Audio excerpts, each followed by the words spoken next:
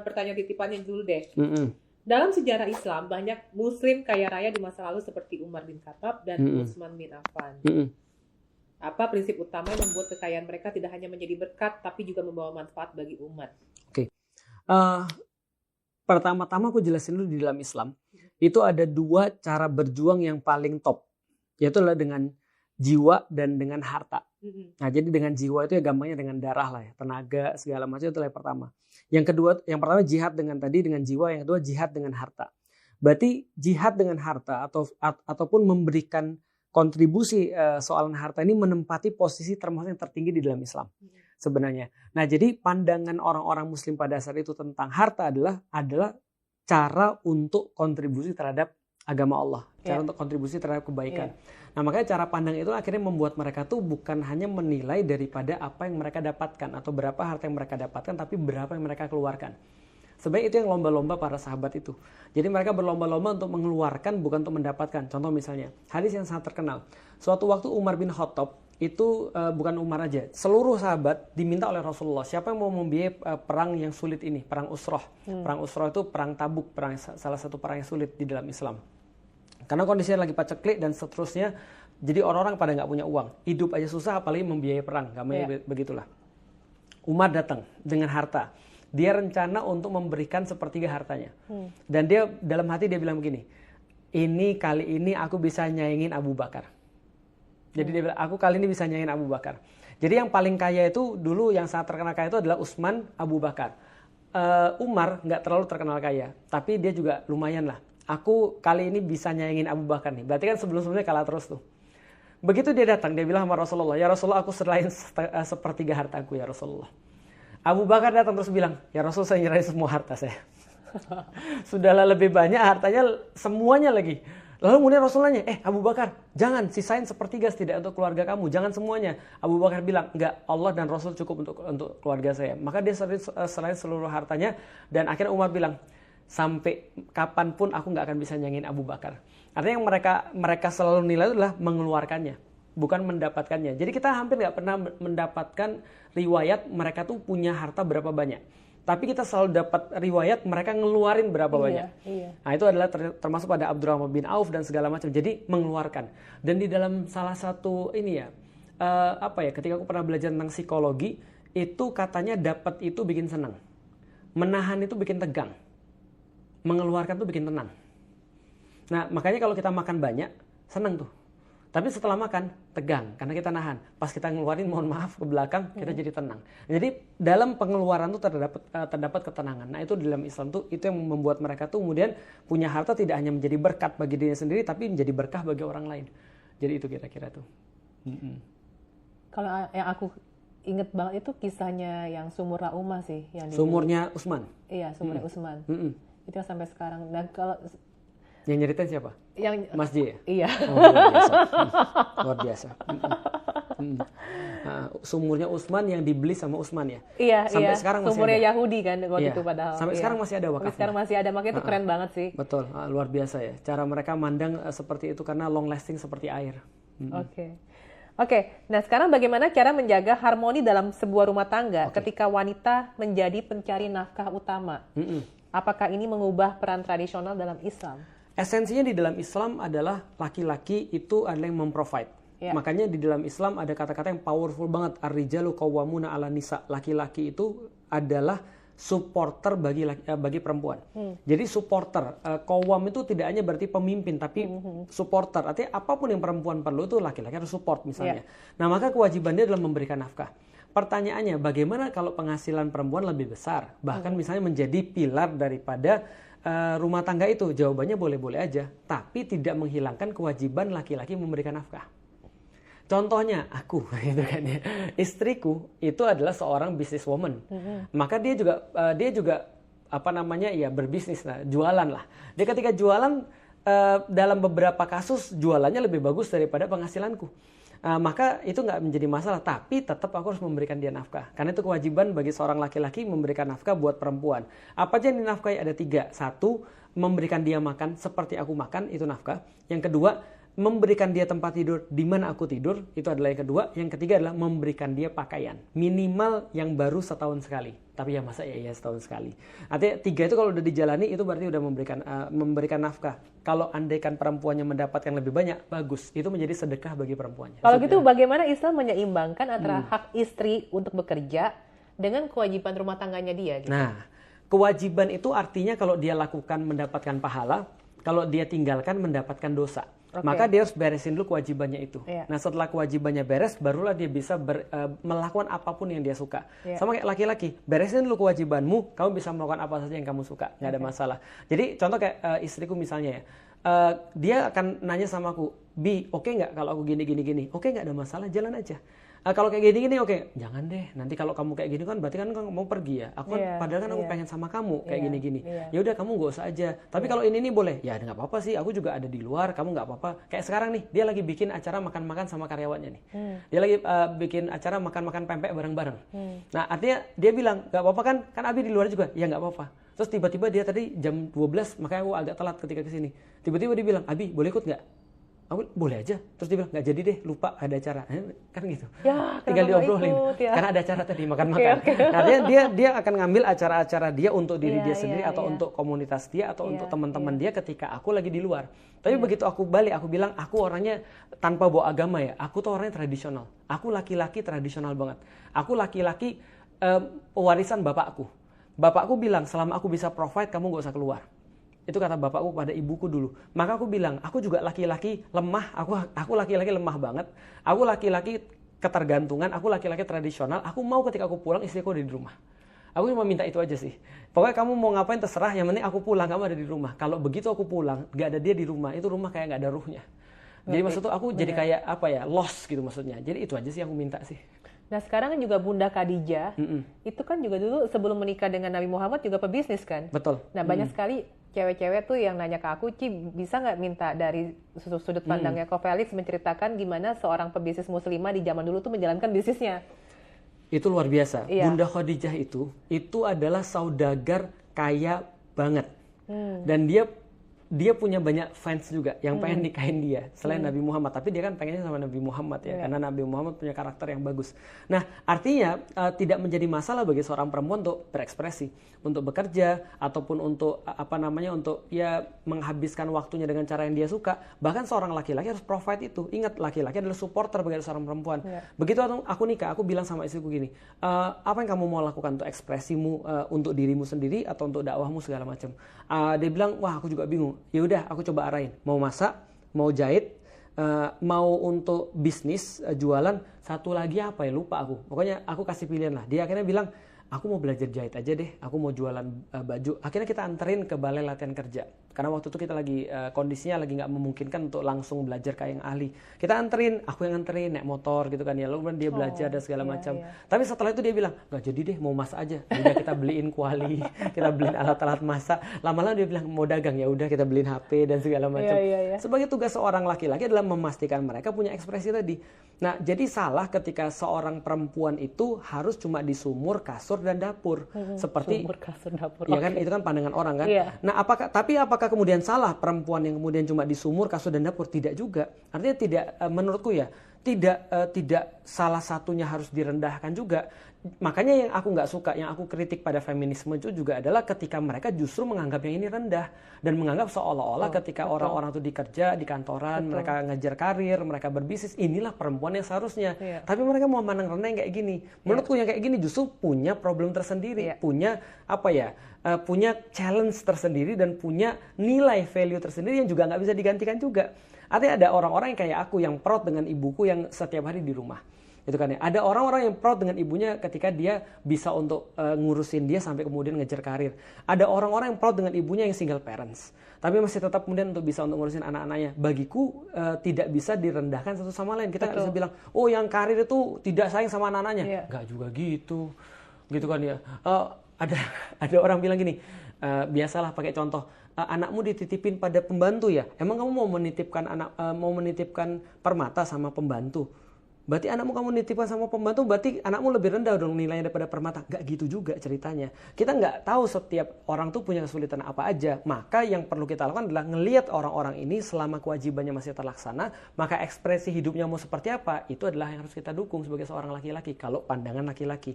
Kalau pandangan perempuan, maka setiap perempuan yang memudahkan suaminya, itu salah satu pintu surga. Enak ya? Jadi memudahkan maksudnya apa? Bantuin dia. Bentar, ini takutnya nanti disalahartikan juga karena bukan khawatirnya ya. Karena banyak cowok-cowok yang zaman sekarang diklaim oleh para wanita tuh bajigur ya juga ya. Banyak memang. Malah ada yang menjustifikasi, cewek-cewek sekarang kan pada kerja, lu kerja dong bantu-bantu ekonomi keluarga.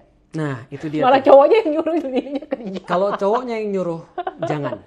Karena ada beberapa kata-kata yang kalau dikeluarkan sama laki-laki jadinya salah. Iya. Harusnya itu dikeluarkan dari perempuan. Oke. Atau laki-lakinya bisa bilang, kamu mau nggak kalau kayak gini? Kalau kamu nggak mau nggak apa-apa, karena ini tugas aku. Tapi kalau kamu mau, kamu bantuin aku. Oke. Karena Nabi Muhammad itu bucinnya salah satunya adalah ketika Bunda Khadijah itu sudah meninggal. Ya salah satu yang dia katakan adalah kenapa dia nggak bisa move on daripada Bunda Khadijah. 3. Yang satu adalah ketika orang nahan tangan dari dia, Bunda Khadijah ngasih semuanya. Yang kedua, ketika orang nggak beriman pada dia, Bunda Khadijah yang pertama kali beriman. Yang ketiga, dari Bunda Khadijah dia mendapatkan anak, nggak dari yang lain. 3 itu. Nah, berarti kemuliaan Bunda Khadijah itu salah satu terletak pada harta yang dia berikan. Oke, pertanyaan selanjutnya. Ini aku jujur baca komentar ini sih, bukan bertanya, baca komentar. Ada yang nanya, waktu itu kayaknya ada yang memperlihatkan rumah Ko Felix deh, podcast. Saya lupa podcast siapa. Atta, Halilintar. Terus Atta. Terus ada komen yang intinya kritik lah bahwa rumah Ko Felix yang luas itu, rumah Ko Felix bagus loh, dianggap tidak mencerminkan kesederhanaan. Bagaimana Ko Felix menanggapi kritik ini? Salah satu lagu yang aku suka itu ya, lagunya Jeco. Apa aku nggak dengerin sama sekali judulnya, artinya apa juga aku nggak tahu. Judulnya Superman Can Fly. Oke. Itu masalah klasik orang-orang yang berada di dalam sorot lampu. Karena orang-orang di dalam sorot lampu itu tidak akan bisa cukup untuk cerita lagu itu ya, tidak akan cukup untuk bisa menyenangkan orang lain. Dan peribahasa bahasa Arab yang akan kusampaikan dalam bahasa Indonesia adalah tidak mungkin mulut kita bisa menyenangkan, kita tidak bisa mungkin untuk menyenangkan setiap orang. Atau kita nggak bisa ngendalin mulut orang untuk bicara baik tentang kita. Jadi kalau orang dalam sorot lampu itu harus siap-siap untuk selalu salah atau tidak selalu benar. Artinya kita nggak bisa menyenangkan semua orang. Maka yang penting adalah kita punya prinsip. Nah, prinsipku sederhana. Pertama adalah tidak dosa untuk punya rumah mewah. Walaupun rumahku tidak mewah sebenarnya. Rumahku tidak pernah didatengin orang. Yang diliput sama Atta adalah studioku. Jadi aku punya studionya aja udah gede gitu. Betul. Nah, itu dia. Maka prinsip di dalam hidupku adalah dakwah. Jadi gini, aku punya sesuatu yang aku selalu bilang sama anak-anak di Yuk Ngaji, komunitasku, hidup boleh tidak sempurna, karya dakwah harus sempurna. Maka itu bisa kita lihat kalau misalnya nanti Ci Christine main ke studioku, semua barang-barang kita itu merek yang paling bagus. Tapi kalau barangku itu second atau third tier. Kita nggak ambil yang paling bagus. Kenapa? Karena itu prinsip kita. Jangan sampai masjid itu lebih jelek daripada rumah. Kalau masjid lebih jelek daripada rumah, kita akan lebih nyaman di rumah dan nggak pernah ke masjid. Tapi kalau masjid kita lebih bagus, maka kita kan terus ke sana, lalu kemudian kita cuma pulang untuk beristirahat aja. Maka dari segi budget pun studioku lebih bagus daripada rumahku. Dari segi budget lebih mahal, dari segi AC lebih banyak. Dari segi semua itu lebih proper daripada rumahku. Nah, sehingga tapi rumahku untuk kebanyakan ya bagus. Tapi itu perlu juga. Tapi aku punya prinsip, contoh kayak gini ya. Mobil. Aku pengen banget mobil-mobil bagus. Sebagai seorang laki-laki tentu saja. Tapi aku tahu bahwasanya kalau aku sudah milih profesi ini, walaupun aku bukan ulama, tapi setidaknya dianggap orang ulama. Maka ada 2 profesi yang kayaknya menyakiti orang. Ulama sama penguasa. Kenapa? Karena menyakiti. Karena menyakiti orang. Karena gini, karena dia ngomong soalan akhirat kan. Dia ngomong soalan akhirat, dia ngomong soalan sabar. Tapi gimana lu bisa ngomong sabar? Lu ngomong sabar enak, tapi orang lain seperti apa? Nah, ada 2 yang menyakiti kalau dia bermewah-mewahan. Pertama penguasa, yang kedua adalah ulama. Tapi kalau pengusaha, mewah-mewahnya itu menginspirasi. Jadi kalau dia flexing pun itu dosanya masih dalam tanda kutip ya. Nggak terlalu parah sebenarnya. Dibandingkan dengan ulama atau penguasa. Kalau ulama orang kan bilang begitu pasti. Aku bayangin, aku pernah naik mobil, aku sebut aja Avanza, di stopin orang. Ustadz kok naik Avanza sih? Bukannya Ustadz tuh harusnya naik motor aja, sederhana aja. Aku bilang gini dalam hatiku, aku tuh punya orang-orang yang aku harus pergi. Dan ketika aku pergi, aku harus ngisi di situ. Aku kadang-kadang pulang jam 11, jam 12 malam. Dan besoknya aku harus sedia lagi, subuh lagi untuk ngisi di tempat yang lain lagi. Aku perlu tempat istirahat. Kalau aku naik motor, cetok aku sakit. Dan aku udah pernah. Maksudnya aku kehujanan motor pernah. Banjir pernah dan segala macam pernah. Artinya, pertama itu adalah tidak dosa. Yang kedua, aku punya standar. Ketika aku beli mobil, standarku adalah waktu itu ya, 600 ke bawah. Nah makanya ketika aku beli, misalnya contohnya aku beli mobil, aku punya budget misalnya contoh 300, bapakku yang nambahin jadi 600. Nah rumah itu juga sama. Artinya, nah itulah punya privilege orang tua kaya ya.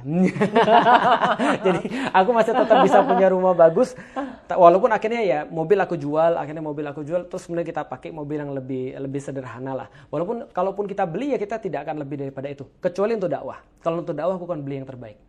Maka aku bilang sama semua pengusaha-pengusaha muslim, aku bilang, belilah mobil bagus. Supaya nanti kalau seandainya kalian ngundang ustadz kalian yang jemput pakai mobil itu. Sehingga ustadznya nggak salah tuh. Tapi kalau ustadznya harus beli mobil bagus, gitu kan ya. Contoh misalnya kayak aku tiba-tiba beli Alphard misalnya kayak gitu. Itu nanti akan ada fitnah, walaupun nggak dosa. Balik lagi, kalau dosa kita sudah sepakat tidak dosa, tapi akan ada fitnah. Orang-orang ngomong. Nah itu harus kita lindungi. Nah sekarang lagi terkait dengan bisnis ya. Bagaimana memastikan tanggung jawab sosial kita dalam sebuah bisnis itu tidak hanya menjadi pemanis untuk citra publik atau bahkan terkesan menjual agama. Ini yang kita bicarain tadi ya. Oke. Kalau aku punya bisnisku hijab pertama, itu juga dimodelin bapakku. Yang kedua bisnisku adalah buku, aku jualan buku. Yang ketiga kita travel, kita juga punya travel. Jadi ada 3 bisnis kita itu. Nah, gimana caranya untuk itu? Sebenarnya kita nggak mikir untuk menyeimbangkan apapun sih, karena sebenarnya bisnis kita awalnya dari edukasi. Jadi kita nyampein hijab yang bagus tuh kayak gini loh, yang benar tuh kayak gini loh menurut syariat gitu kan ya. Menurut kita ini dalil-dalilnya semuanya dikeluarin, lalu orang bilang, belinya di mana? Kita bilang, wah di mana ya belinya? Kita juga nggak tahu. Akhirnya bilang, bikin dong Ustadz. Ya udah, akhirnya kita bikin. Dari zaman-zaman Twitter tuh, akhirnya kita bikin hijabnya, kita jualan. Jadi hasil edukasi kita akhirnya kemudian jadi bisnis. Sama kayak buku misalnya, aku nyampein di mana-mana. Ustadz jangan cuma nyampein, tulis dong. Ya udah kita tulis, akhirnya kita jual. Akhirnya kita kemudian dapat keuntungan dari sana. Travel juga sama. Kita jalan-jalan kemana-mana, kita kasih tahu ini sejarahnya kayak gini ya, ini sejarah kayak gini ya. Orang-orang bilang kita mau ikut dong. Ya udah, akhirnya kita bikin travel. Ya akhirnya hidup kita kayak gitu-gitu aja sih sebenarnya. Jadi kita nggak pernah ngitung bahwasanya ini untuk memastikan bahwasanya ini social responsibility seperti apa, karena bagi kita bisnis itu adalah cara kita untuk memperpanjang dakwah. Kita selalu bilang sama karyawan kita gini. Misalnya contoh karyawan kita di Hijab Alila, kita bilang gini, Hijab Alila ini sebelum ada sudah ada dakwahnya. Maka kita buat ini untuk memperkuat dakwah kita. Nanti besok kalau seandainya Hijab Alila nggak ada, dakwah tetap ada. Sesederhana itu aja. Jadi kita sudah lakukan sebelum itu, kita kemudian memperkuat cuma untuk tadi mempermudah. Kalau nggak ada harusnya nggak, kecuali kalau seandainya dia nggak ada itu dakwahnya nggak jalan, itu problematis. Nah sekarang gimana dengan orang, misalnya contoh jualan hijab juga nih, tapi di deskripsi hijab ini disimpan di dalam gudang kami yang kami putarkan Al-Quran, apa lagu apa segala macam selama 24 jam. Itu definisi menjual agama nggak kalau kayak gitu? Bagiku ya.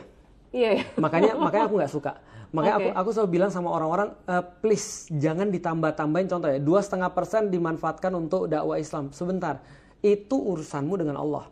Artinya kewajibanmu membayar zakat 2,5% itu udah wajib, nggak usah ditulis di situ. Gitu kan ya. Artinya kalau kamu mau menjual sesuatu, pasti itu karena produkmu, bukan karena sesuatu yang lain.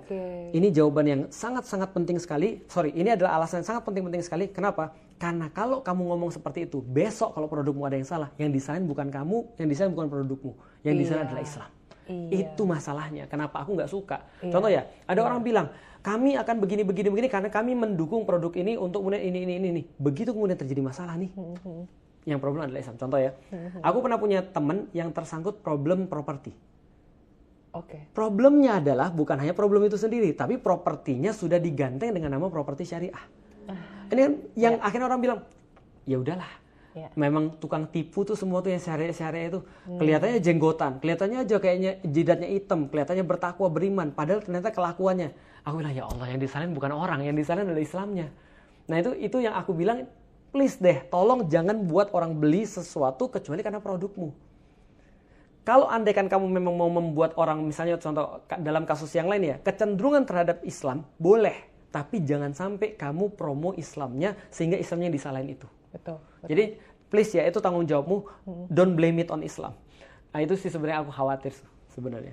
Ko Felix juga pernah menyebut sedekah sebagai jalan keberkahan bisnis. Ya. Nah sekarang gimana kalau yang bisnisnya masih skala kecil yang justru masih struggling secara finansial?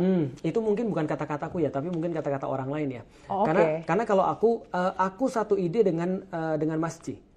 Aku tidak memasukkan sedekah ataupun agama menjadi salah satu perhitungan bisnis plan.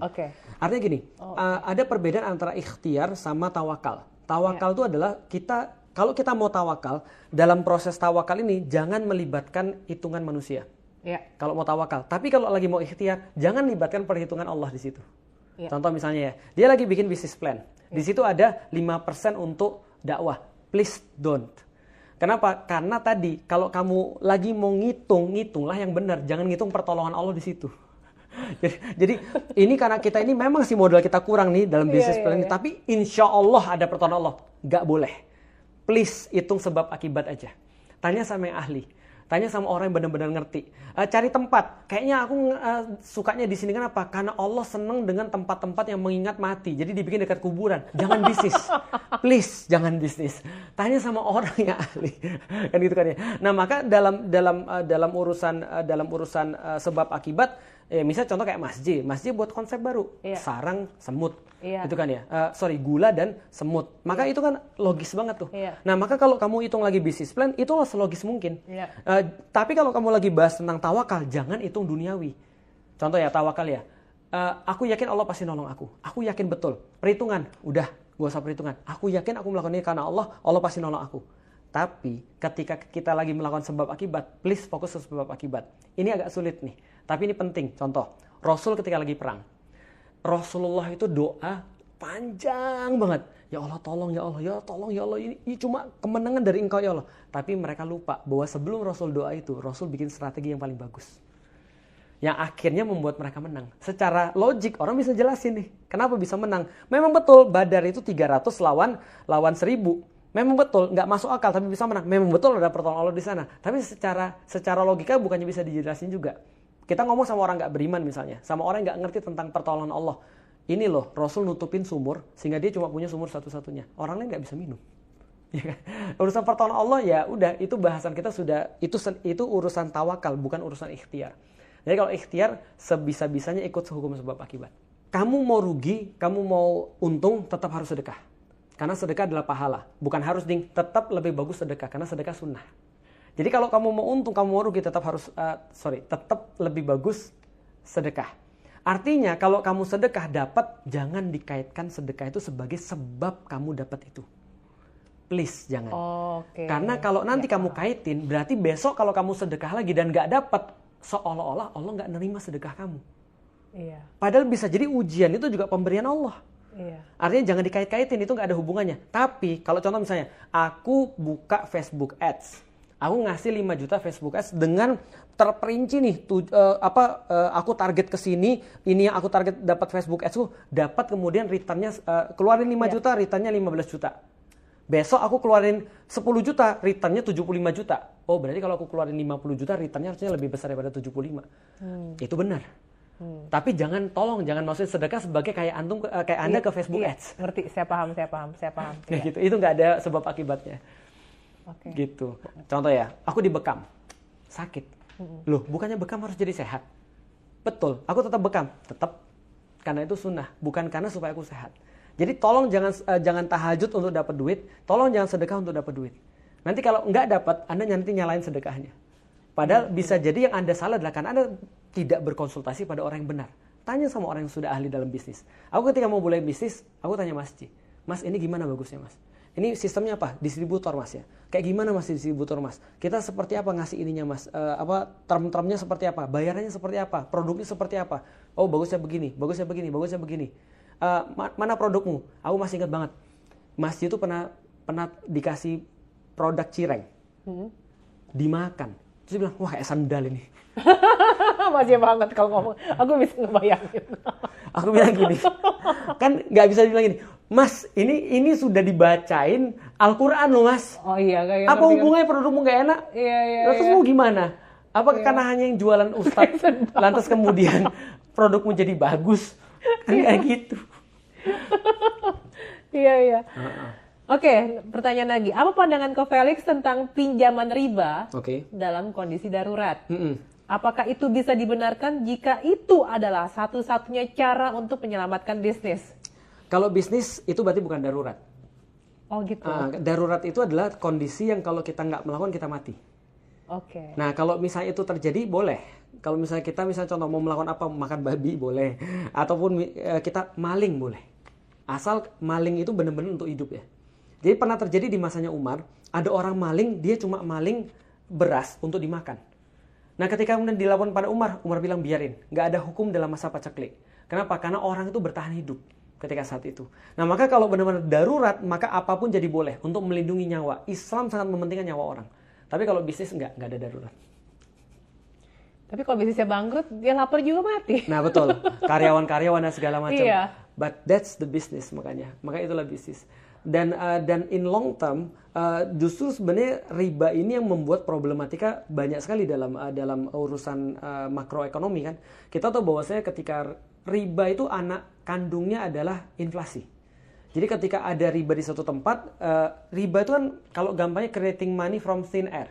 Jadi ada bank, dia nggak punya apa-apa, aku punya 100, aku taruh di sana, harusnya kemudian pembukuannya 100, tiba-tiba kemudian dia bilang, oke, balikin 10% ya, oke. Lalu kemudian aku bilang 10% dipegang sama bank kemudian meminjamkan ini pada orang lain kan gitu kan, uangku ini. Aku dapat 10%, misalnya dia pinjemin lagi ke orang, misalnya taruh 15%, 5% selisihnya. Ada yang minjem misalnya, Cik Christine minjem berapa? 100 juta. Oke, dikasih sama bank. Ini pencatatannya sekarang ada 100 juta uang real, 100 juta uangku, bank juga nyimpan uang. Artinya pencatatannya masih ada. Otomatis dia jadi berapa dong? Minimal jadi 200 juta tuh uang beredar di lapangan. Artinya harga bakso yang awalnya 10.000, ketika uang beredar 100 juta, sekarang uang beredar 200 juta, dia akan naikin dong 15.000. Nah, artinya inflasi muncul tuh. Uang, bank dapat duit from the thin air. Dari mana? Dapat dari Cik Christine. Ya, itu problematika terlalu besar. Jadi kalaupun darurat, I don't think so untuk bisnis. Oke. Banyak orang yang berbisnis menggunakan tameng rezeki sudah diatur untuk membenarkan strategi bisnis yang nggak etis seperti ATM. Amatin, tiru, murahin. Bagaimana Islam memandang praktik ini dan apakah ada batasan moral? Intinya sih sebenarnya pertanyaannya, ada nggak sih batasan moral dalam meniru kompetitor? Kalau yang dihormati adalah sebenarnya kayak gini. Yang dihormati adalah kayak sekarang tuh gampangnya hak paten itu dihormati. Yeah. Maka ketika contoh aku bikin buku, tidak boleh orang itu mengcopy bukuku lalu berkata ini bukuku lalu dia jual, itu nggak boleh. Tapi kalau dia kemudian ngambil isi materiku lalu dia buat buku yang baru dengan itu lalu kemudian dia tambahin sesuatu dan dia lebih murahin, itu boleh, nggak ada masalah. Contoh ya. Ada orang jual kopi misalnya, maka dia bilang, wah laku nih kopi, aku mau jual kopi juga, tapi aku murahin, boleh. Ini strateginya orang Cina nih. Kan orang-orang Cina kan tiru mobil orang-orang Amerika, orang Jepang, lalu kemudian betul buat lebih murah, buat lebih massal. Orang-orang laku, itu nggak ada masalah. Dan secara etik, itu juga etik juga. Artinya itu persaingan bisnis kan. Maka kita mengenal kalau soalan keunggulan, ada keunggulan komparatif, ada kompetitif. Kalau orang cuma keunggulan yang bisa ditiru ya dia akan susah. Makanya aku bisnis di dalam keunggulan yang nggak bisa ditiru. Iya kan, harusnya kan gitu kan, ya. Karena kalau kita buat satu hal yang mudah ditiru, pasti orang akan ada yang datang lebih murah kan gitu kan, ngancurin pasar. Maka kalau kita mau bisnis ya bisnis cari yang ya kalau nggak bisa ditiru ya cari lagi gimana caranya supaya orang loyal ke kita. Tapi kalau secara etis boleh, yang nggak boleh nipu, itu yang nggak boleh. Contoh, barang KW itu nggak boleh. Contoh ya, ada orang jualan barang KW misalnya. Tapi kalau dia menyatakan itu KW boleh nggak? Nggak ada masalah kalau itu KW. Jadi memang ini barang KW loh, bukan dia nggak ngaku itu asli. Tapi dia bisa dituntut sama orang nanti. Oke. Problemnya problem bisnis jadinya. Bukan problem agama. Kalau problem agama dia bilang ini barang KW, maka kita ngelihat contohnya ada barang KW yang kita beli. Kita boleh nggak beli? Boleh, karena kita tahu itu barang KW. Tapi bagi produsennya, nah itu yang problematis. Di dalam agama juga problematis, karena dia kayak ini kan, menipu orang kan, ngambil brand orang. Nah, tapi kalau misalnya kita kayak orang Cina, Sony diganti Suni. barangnya sama, nah itu nggak apa-apa tuh. Nah, itu secara brand juga udah beda. Secara brand udah beda. Kan banyak tuh di sana tuh. Banyak banget udah diganti nama. Apalah pokoknya cuma diganti nama dikit tapi semuanya sama yang lainnya. Dan akhirnya laku. Nah itu masih boleh tuh. Oke. Nah ini pertanyaan penutup untuk yang sesi ini ya. Dalam bisnis Covelix, bagaimana Covelix menjaga ego agar tidak terjebak dalam keserakahan dan tetap berorientasi pada dakwah? Di dalam juga pertanyaan. Jadi gini, kita harus tahu bahwasanya mana yang supporter, mana yang tujuan. Itu penting banget.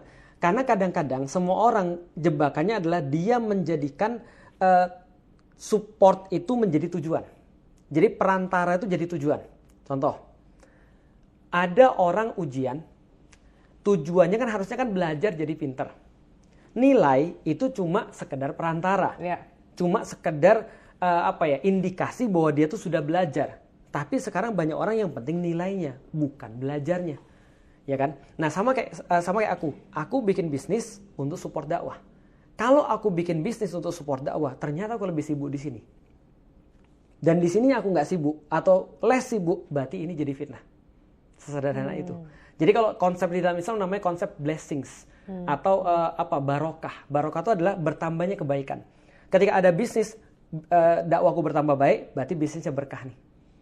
Tapi kalau ada bisnis, aku jadi nggak ngurusin dakwah, berarti problematik. Sebelum aku nikah, aku dakwah kenceng. Setelah aku nikah, dakwahnya jadi hancur. Berarti ini nggak berkah nih pernikahannya. Sesederhana itu. Jadi kita lihat nih, bisnis ini ternyata membuat kita lebih kenceng atau enggak. Sebelum aku punya mobil, aku naik motor sampai Bekasi, Tambun, naik motor, hujan-hujanan. Begitu aku punya mobil, harusnya aku bisa lebih daripada itu. Harusnya bisa lebih banyak, bisa lebih sering, bisa lebih jauh. Tapi ketika aku punya mobil, aku malah malas-malasan. Itu pertanda. Berarti itu aku lagi fokus pada perantaranya, bukan pada tujuannya. Tapi Covelix sendiri banyak gak sih kayak pembisik yang selalu mengingatkan Covelix? Apalagi kalau saya tuh ngelihat orang-orang yang sudah, ya seperti misalnya Covelix atau mungkin orang-orang lain lah ya, udah di level tertentu kan sering kali dikelilingi oleh yes man kan. Ya, betul. Dan kalau dibilangin bahkan bisa jadi defensif dong. Enggak, kayak saya A, B, C, D, E gitu. Betul. Saya nggak melakukan itu gitu. Aku punya guru dan aku selalu ikut guruku kalau aku bilang gini, Ustadz aku pengen gini. Kalau dia oke, aku jalan. Kalau dia nggak oke, aku berhenti. Jadi yang aku dengerin kalau tadi urusan keledai tadi kita udah tahu ya. Kita nggak usah dengerin semua orang. Tapi harus ada satu yang didengerin. Satu yang ngasih kamu makan itu harus kamu dengerin. Orang tua itu harus kamu dengerin. Yang kedua gurumu itu harus kamu dengerin. Yang ketiga istrimu itu harus kamu dengerin. 3 itu aja tuh. Itu penting banget tuh. Kalau yang lain nggak ngasih makan, bukan istri, bukan guru, sudah nggak usah didengerin. Oke, ini mengenai isu kontroversial mengenai Covelix nih. Yang menurut saya perlu diadres karena menurut saya kayaknya lebih banyak kekurangpahaman aja sih. Covelix pernah menyebut bahwa Islam adalah solusi untuk semua masalah modern. Tapi apakah Covelix setuju bahwa beberapa interpretasi Islam justru menciptakan masalah baru terutama di masyarakat plural? Ya, yang tadi sebenarnya yang tafsir-tafsir itulah. Contoh ada beberapa tafsir yang mengajarkan bahwa Muslim sebaiknya tidak menjalin pertemanan dekat atau bekerja sama dengan non-Muslim. Belum lagi terkait keterbatasan peran wanita dalam dunia modern, bahkan ya seperti itulah. Menurutku gini, sebenarnya problematika itu ada ketika orang-orang Muslim tuh gagal mengaitkan antara Islam yang dia punya dengan realitas yang ada. Sebenarnya kalau mereka paham realitasnya dan paham Islamnya, itu insya Allah bisa jalan dengan tidak ada masalah. Aku masih ingat misalnya gini, aku pernah nanya sama seorang ulama. Ulama ini baik, cuma pemahaman realitasnya nggak ngerti. Kita nanya waktu itu hukum Facebook tahun 2007. Apa hukum Facebook? Lantas dia nanya dong, karena dia nggak ngerti Facebook tuh apa. Karena yang dia ngerti kan cuma Islamnya kan. Nah, dijelasinlah sama santrinya. Facebook tuh Ustadz, ada tempat orang-orang bisa ketemu online. Biasa ketemu dengan selingkuhannya. Ketemu dengan cinta lama bersemi kembali. Ya, jadi nggak boleh lah. Dia bilang hukumnya haram. Ya iyalah kalau kayak gitu. Nah, jadinya kontraproduktif kan. Padahal sebenarnya kan nggak hukumnya haram. Bahkan waktu dulu pernah ada chat WhatsApp, itu muncul pertanyaan lagi. Bagaimana hukumnya ada orang ngechat berdua di WhatsApp? Apakah itu hukumnya sama seperti mereka berdua-duaan di tempat yang nyata? Nah, ketika pemahamannya salah, akhirnya dihukumi haram. Nah, makanya sebenarnya ketika realitasnya benar dan hukumnya benar disambungin, Islam itu insya Allah akan relevan dengan dunia nyata sebenarnya. Jadi aku bilang ketika Islam adalah solusi bagi dunia yang modern, sebenarnya karena esensi daripada perbuatan itu nggak berubah. Yang berubah adalah cara melakukannya. Orang zaman dulu zina, zaman sekarang juga zina. Yang berubah caranya. Orang zaman dulu nolong orang, zaman sekarang juga nolong orang. Yang berubah adalah caranya. Sekarang bisa online, bisa kemudian bikin viral, bisa kemudian donasi online dan segala macam. Artinya adalah yang kita hukumi adalah esensinya tadi. Nah kalau realitasnya berpadu dengan hukumnya itu nyambung, insya Allah nyambung semua tuh. Dan insya Allah nggak ada yang menyusahkan seperti yang tadi itu. Contoh misalnya kayak tadi. Emang benar orang-orang muslim nggak boleh berteman dengan orang-orang yang bukan muslim? Loh, dari mana dia dapat? Oh itu kasus kemarin Al-Maidah 51 itu kan ya. Dilarang menjadikan orang-orang yang bukan muslim, orang kafir sebagai teman dekat. Sebentar, coba baca dulu tafsirnya ini seperti apa. Nah, tidak berarti kemudian tidak boleh berteman, tidak berarti kemudian tidak boleh untuk berteman dalam tanda kutip akrab. Ada beberapa temanku, ya jangankan temanku, bapak ibuku bukan muslim. Masa aku nggak boleh dalam tanda kutip menemani mereka? Justru di dalam Islam, walaupun ada yang bukan muslim, tetap harus di dalam Al-Quran dipergauli dengan secara yang baik. Tidak berkurang hak-haknya dibandingkan dengan orang tua yang muslim sebenarnya. Nah, artinya ya balik lagi sebenarnya gini Ci, ada beberapa orang yang ngawur, sebenarnya dia tanpa Islam juga udah ngawur sih sebenarnya. Nah tambah ada Islamnya dia jadi punya alasan untuk ngawur pakai dalil Islam. Sebenarnya kalau dia tidak Islam pun dia juga sama ngawurnya sih sebenarnya. Jadi sebenarnya tafsirannya harus, kalau menurut Ko Felix sendiri deh. Ya, yang aku baca ya. Iya, harusnya seperti apa? Yang aku baca adalah tidak boleh untuk menyerahkan urusan kita terhadap orang-orang yang bukan muslim. Ya, dia menjadikan teman dekat itu sebagai pemutus daripada apa hajat hidup kita dan meninggalkan orang-orang yang mukmin, orang-orang yang beriman. Itu yang nggak boleh. Jadi kalau berteman, bertetangga, bermasyarakat itu malah justru ya balik lagi lah. Aku ditanya begini, dakwah itu kan mengundang ya. Yang aku jelasin yang tadi, pertanyaan sederhana, kalau aku ngundang Ci Christian ke rumah, apa aku ngundang dengan marah-marah? Enggak lah. Nggak mungkin. Aku nggak mungkin ngundang orang kecuali aku sayang sama orang itu. Aku mencintai orang itu, baru aku undang dia. Tapi kalau misalnya aku, Ci, datang ke rumah dong Ci, makan di rumah. Ci, ngapain lu makan ke rumah lu? Lah ngundang lu aja kayak gitu. Nah, dakwah itu mewajibkan rasa cinta kepada orang. Maka aku bilang sama orang, kan ada yang nanya, Ustadz bagaimana caranya berdakwah? Aku bilang yang pertama, belajar dulu untuk sayang sama orang. Kalau kamu nggak sayang sama orang, mendingan kamu nggak usah dakwah. Karena kalau kamu nggak sayang sama orang, nanti apa yang keluar dari mulutmu itu nyakitin orang. Iya, benar-benar. Karena contoh ya, aku punya teman baru belajar Islam, ibunya nggak kerudungan. Dia bilang sama ibunya, ibu tahu nggak ibu melakukan dosa? Ya Allah, aku bilang, serius lu bilang kayak gitu? Aku bilang gitu. Temanku yang lain, ibunya juga nggak kerudungan, dia baru belajar Islam, dia cewek, dia kerudungan, ngomong sama ibunya, dia nangis duluan sebelum ngomong. Itu sayang. Paham kan bedanya kan ya? Artinya kalau orang nggak sayang mah dia mau bodoh amat, dia mau berlaku apa? Dia mau nangis, dia mau teriak, dia mau sakit hati. Kamu yang besarin aku, tiba-tiba kamu ngomong kayak gitu. Aku bilang, please deh, sebelum kamu belajar untuk dakwah, belajar dulu untuk sayang sama orang. Kalau sudah kamu sayang sama orang, kamu akan menemukan cara terbaik untuk dakwah ke dia. Bagus banget kata-katanya. Gitu. Oke, ada sampai sekarang masih ada stigma bahwa Ko Felix mendukung sistem pemerintahan berbasis syariah secara penuh. Dan ini membuat sebagian orang, bahkan sampai hari ini, membuat sebagian orang menganggap Ko Felix itu anti Pancasila. Ya. Tapi dalam kehidupan nyata, apa sih prinsip utama yang Ko Felix pegang dalam menjalani kehidupan bernegara di Indonesia? Ya, tentu saja sebagai orang Indonesia, aku harus mencintai Indonesia. Dan aku mencintai Indonesia. Kalau nggak mencintai Indonesia, gimana kita bisa berdakwah balik lagi? Maka kita bilang salah satu kesyukuran kita adalah, salah satu maha presisinya Allah itu adalah dia menempatkan hamba-hambanya di tempat yang paling pas. Berarti ketika aku ditempatkan di Indonesia, berarti ini adalah tanah tempat dakwahku. Ini adalah negara tempat aku diberikan amanah untuk berdakwah. Nah kalau dikatakan aku anti Pancasila, itu juga aku bingung padahal. Terus aku juga bingung, andaikan pun aku tidak paham Islam. Gimana cara untuk membenci Pancasila? Ada nggak caranya untuk membenci Pancasila? Sama kayak gini deh, ada seorang ayah bilang sama anaknya, nak nanti rajin menabung ya. Kalau punya duit jangan dihabisin. Hormat pada orang tuamu. Kalau nanti di jalan jangan lupa untuk kalau orang-orang yang susah kamu bantu. Kan nggak bisa dibenci tuh nasihatnya. Pancasila tuh simply adalah bagaimana para pendiri negara kita melihat sikap-sikap apa yang harus dimiliki oleh minimal orang-orang Indonesia, karakter-karakter wajib. Nah maka karakter-karakter wajib itu ada di dalam Pancasila itu. Ya. Gimana kita bisa benci Pancasila? Kan nggak mungkin. Ya. Semuanya kan baik. Ketuhanan Yang Maha Esa. Gimana aku bisa benci ketuhanan Yang Maha Esa? Mungkin lebih ke arah anti demokrasi kali ya. Nah, kalau demokrasi, aku punya isu dengan demokrasi.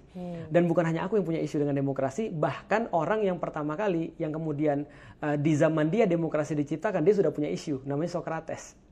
Socrates punya isu terhadap demokrasi. Nanti kalau panjang waktunya aku jelasin lagi tentang demokrasi. Tapi kalau bagi teman-teman bisa nonton satu video bagus di YouTube, judulnya adalah Why Democracy Mathematically Impossible. Jadi itu udah dibahas sama Socrates, kenapa demokrasi ini tidak akan pernah menghasilkan pemimpin yang paling bagus. Itu yang pertama. Yang kedua adalah mathematically impossible. Aku kasih sedikit clue-nya. Clue-nya begini. Kalau kita bahas tentang demokrasi ya, Socrates pernah bilang begini, demokrasi itu adalah privilege bagi orang-orang yang pintar. Aku sepakat itu. Jadi nggak semua orang boleh diminta pendapat tentang segala sesuatu. Contoh ya, ada seorang orang tua yang bilang sama anaknya, karena saya demokratis, saya tanya sama anak saya, kamu mau sekolah di mana? Menurut saya orang tua yang nanya pada anaknya kamu mau sekolah di mana, salah. Itu bukan orang tua yang benar. Mohon maaf. Iya. Gimana kamu bisa nanya sama anakmu? By the way, kalau anak kita ditanya dia mau sekolah di mana, aku kasih tahu clue-nya. Pertama, dia pasti akan ngomong sekolah tempat temannya sekolah. Bener banget. Yang kedua, dia akan cari yang lebih enak. Kasih itu case terjadi ke anak saya sendiri, oke. Nah betul kan? Artinya kita kan orang tuanya. Iya. Dalam beberapa hal kita nggak bisa demokratis. Kita nggak bisa nanya pada semua orang yang nggak ngerti. Problematika demokrasi salah satu yang paling utama adalah suara satu orang profesor itu sama dengan suara satu orang pengangguran. Betul. Atau suara satu orang penjahat. Betul. Itu problematik tuh. Jadi kalau orang jahatnya banyak gimana? Kalau orang jahatnya bisa dibeli gimana? Kalau sistemnya problem gimana? Nah, seringkali orang yang langsung mengecam pernyataan anti demokrasi segala macam itu karena tidak mengerti konteks demokrasi itu maksudnya seperti ini gitu. Nah, itu dia tuh. Makanya memang agak sulit kita harus mencerdaskan orang dulu sih. Oke, boleh 2 pertanyaan lagi, Ko Felix? Boleh banget. Oke. Bentar ya, Ko Felix ya. Jadi kalau Pancasila nggak ada isu, demokrasi ada isu. Iya. Oke. Ko Felix dalam berbagai wawancara podcast, bahkan tadi di awal kita ngobrol juga kan, Ko Felix tuh sering mengajak audiens untuk tidak mudah menghakimi seseorang. Betul. Karena hanya Allah lah yang maha mengetahui keadaan hambanya. Tapi di sisi lain ketika terjadi kebakaran LA di awal Januari tahun ini ya 2025, Ko Felix beberapa kali posting di story bahwa ini adalah azab dari Allah gitu kan akibat kejadian di Gaza. Jadi gini ceritanya. Pertama aku nggak pernah posting itu sebenarnya. Aku posting semoga menjadi pelajaran bagi kita semua. Tapi aku nggak pernah posting azab. Bahkan aku ngasih satu video penjelasan yang aku bilang bahwa kita tidak boleh membuli siapapun dalam kondisi musibah. Nah, tapi orang-orang waktu itu adalah ada beberapa orang yang ngira postingan itu adalah seolah-olah aku ngebully mereka, bahwa seolah-olah ini azab. Bahkan di videoku di YouTube yang sampai sekarang masih bisa diakses, orang-orang bilang, sorry Ustadz, untuk kali ini aku nggak sepakat, karena aku senang ketika mereka kena azab. Karena bagaimanapun mereka membela. Aku bilang, nggak ada masalah kalau kamu merasa begitu. Cuman bagiku tidak layak kita untuk ngebully siapapun dalam musibah. Even itu bukan seorang muslim. Karena gini, aku pernah baca ada seorang ulama ketika dia pernah nanya sama orang tentang kebakaran yang terjadi di satu wilayah. Gimana rumahmu? Lantas yang ditanya ini menjawab ini, alhamdulillah rumah saya aman. Itu aja dimarahin sama ulama. Kok kamu bisa berkata alhamdulillah sementara saudaramu yang lain itu kena bakar? Maksudnya rumahnya kebakaran. Nah, dia cuma bersyukur padahal dengan rumahnya selamat. Tapi itu pun dalam tanda kutip tidak etis. Karena seolah-olah kita bersenang-senang di atas penderitaan orang lain. Nah, termasuk yang terjadi misalnya, iya memang betul. Maka aku bilang dalam video itu, aku bilang gini, betul wajar ketika ada orang bilang senang ketika itu terjadi. Karena memang Amerika memberikan banyak sekali bantuan kepada Israel. Bahkan paling banyak selama setahun terakhir untuk membombardir Gaza. Aku wajar kalian merasa kayak gitu. Wajar juga kalau kalian merasa senang ketika ini terjadi lantas kemudian ada pengalihan daripada isu Gaza sehingga duit itu nggak bisa ke Gaza lagi. Tapi aku bilang tetap tidak bisa dibenarkan. Karena kenapa? Karena bagaimanapun juga kita harus merasa namanya manusia, mereka punya hak yang sama. Balik lagi, kalau ada orang susah masa kita senang? Nah, terus aku bilang balik lagi, by the way, kalau misalnya ada orang di sana nih mau belajar tentang Islam nih, mereka udah interest dengan Islam, dan kita tahu banyak sekali orang-orang Amerika interest dengan Islam semenjak ketika masalah Gaza. Terus ketika itu terus kita ketawain, mereka akhirnya backfire nggak sih? Oh jadi ini, jadi kalian nunjukin sifat asli kalian nih. Susah-susah orang Gaza nunjukin, orang Gaza itu setauku ya, tidak ada satupun yang ketika mereka diwawancara misuh. Yang misuh kita, dasar Israel, itu kita yang misuh tuh. Mereka nggak pernah. Mereka cuma bilang, ya Allah, semoga saya bisa mengucapkan sesuatu yang kau ridhoi aja ya Allah. Jangan saya mengucapkan sesuatu yang kau nggak ridho. Ya Allah, buat saya sabar. Ya Allah, ambil sampai kamu ridho. Kita nggak pernah lihat itu. Mereka udah ngurusin dunia nih, ngasih contoh yang baik. Tiba-tiba kita ruin semua itu. Dan tiba-tiba ada banyak ustadz juga bilangin, boleh kita bersyukur dan bergembira atas kemudian cobaan yang menimpa orang-orang yang bukan muslim. Aku bilang benar. Dalam tanda kutip itu benar. Tapi coba lihat dulu dong kondisinya seperti apa. Ini kondisinya ada orang lagi berduka, kita tahu wajar ketika mereka senang. Benar. Cuma problemnya apakah semua harus mengucapkan seperti itu? Yang tadi seperti Cik Christine bilang, kalaupun kamu senang, udah diem aja. Dan by the way, setelah aku bikin video itu, merinding aku. Ternyata ada salah satu jamaah aku yang di situ. Aduh. Coba bayangin. Bisa bayangin nggak kalau aku bilang syukurin itulah azab Allah, berarti dia termasuk yang kena azab dong. Ada temenku yang lagi di situ, rumahnya 15 km dari tempat kebakaran itu. Dia baru aku utus WhatsApp, gimana aman? Aman Ustadz, alhamdulillah. Walaupun tadi ya balik lagi kalau bisa aku ulama aku marahin, tapi kan aku bukan ulama ya. Tapi ya akhirnya kita jadi tahu kan bahwa saya yang rugi bukan hanya dalam tanda kutip so-called orang-orang yang nggak suka sama Muslim gitu maksudnya. Ada orang-orang yang juga mendukung orang-orang Muslim atau orang-orang Gaza yang juga di situ kena. Kita nggak bisa, kalau kita nggak suka collective punishment seperti yang dilakukan oleh Israel kepada Gaza atau orang-orang Muslim yang ada di Palestina, kita juga nggak boleh collective punishment dong pada orang. Kita nggak suka dengan misalnya Trump atau Biden, kita nggak bisa dong kemudian untuk collective punishment sama semua orang. Jadi aku pikir ya aku termasuk orang yang dalam tanda kutip ya, orang-orang banyak, itu unpopular opinion yang aku buat.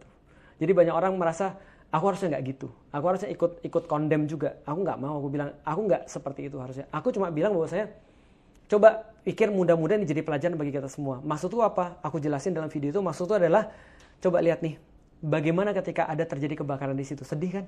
Nah sekarang mungkin kalian bisa relate dengan apa yang terjadi di Gaza. Tapi aku nggak nyukurin mereka. Gitu. Oke, kali ini beneran pertanyaan penutup. Oke. Oke. Ko Felix kan selama ini dikenal sebagai sosok yang tegas dalam menyampaikan dakwah dan cerdas luar biasa. Makanya saya nggak percaya Ko Felix bilang malas.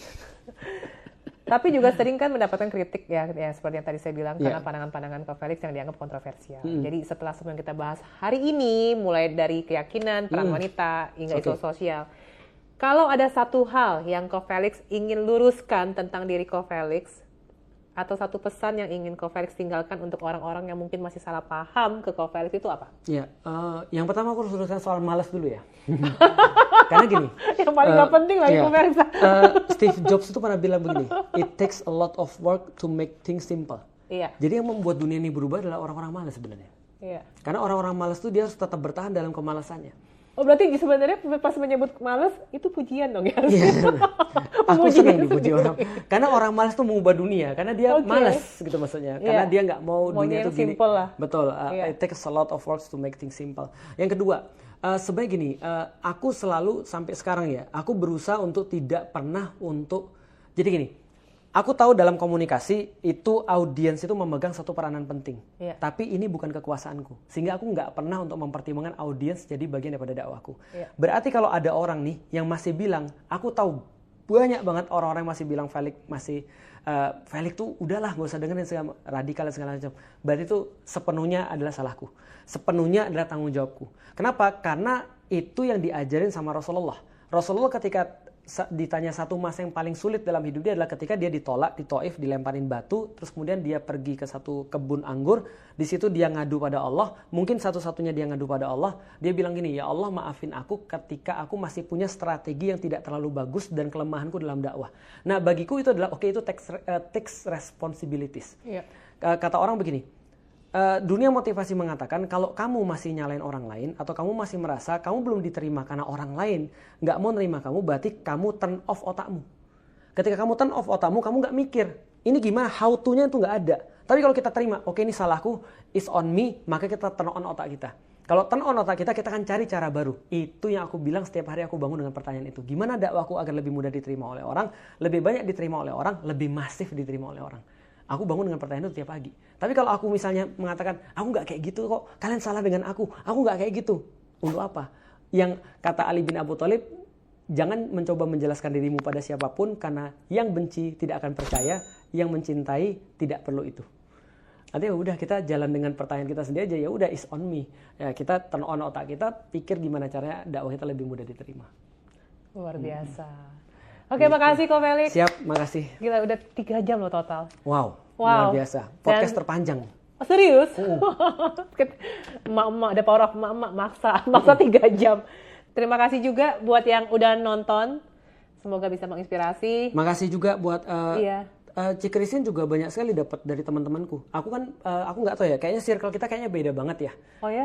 Aku nggak tahu, aku baru tahu Cik Christine ketika Cik Christine bikin shoot out soalan itu kan, soalan mental itu. Tapi teman-temanku ternyata banyak yang tahu Cik Christine. Oh gitu ya? Ya aku juga, oh itu, wah ini yang ngasih tahu bukan aku yang tahu, tapi teman-temanku yang ngasih tahu. Jadi banyak teman-temanku yang pebisnis juga atau yang senang dunia motivasi dan segala macam. Mereka juga senang sama Cik Christine katanya. Jadi aku cuma nyampein wakil dari mereka juga. Thank you banget Kak Felix. Sama-sama, makasih. Oke guys, sampai di sini, sampai jumpa di video saya selanjutnya ya. Dadah. Bye. Tidaklah masalah berapa kali kita gagal.